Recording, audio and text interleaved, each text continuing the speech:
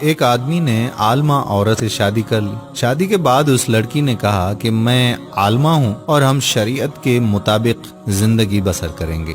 وہ آدمی اس بات سے بہت خوش ہوا کہ چلو اچھا ہوا کہ بیگم کی برکت سے زندگی تو شریعت کے مطابق گزرے گی۔ لیکن کچھ دنوں بعد بیوی نے اسے کہا کہ دیکھو، ہم نے گھر میں شریعت کے مطابق زندگی گزارنے کا عہد کیا تھا، اور شریعت میں بیوی پر ساس اور سسر کی خدمت واجب نہیں، اور شریعت کے مطابق خاوند نے بیوی کے لیے علیحدہ گھر کا بندوبست بھی کرنا ہوتا ہے، لہٰذا میرے لیے علیحدہ گھر لے لو۔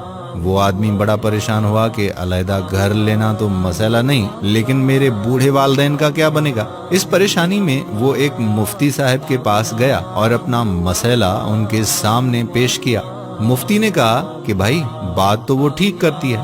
آدمی نے مفتی صاحب سے کہا کہ مفتی صاحب، میں آپ کے پاس مسئلے کے حل کے لیے آیا ہوں، فتویٰ لینے نہیں۔ مفتی صاحب نے کہا کہ ایک طریقہ ہے، وہ اس طرح کہ جا کر اپنی بیوی کو بتاؤ کہ شریعت کی روح سے میں دوسری شادی کر سکتا ہوں، لہٰذا میں دوسری شادی کر رہا ہوں، اور وہ میرے والدین کے ساتھ رہے گی، ان کی خدمت بھی کرے گی، اور آپ کے لیے علیحدہ گھر لیتا ہوں، آپ وہاں رہو گی۔ بیوی اس کے جواب سے سٹپٹا گئی اور بولی کہ دفع کرو دوسری شادی کو، میں ادھر ہی رہوں گی، آپ کے والدین میرے بھی والدین ہیں، اور ان کی خدمت اکرام مسلم بھی ہے۔ اس کہانی سے ہمیں یہ سبق ملتا ہے کہ کچھ وقت نکال کر علم والوں کے پاس بھی بیٹھا کریں، کیونکہ ہر مسئلے کا حل گوگل کے پاس نہیں ہوتا۔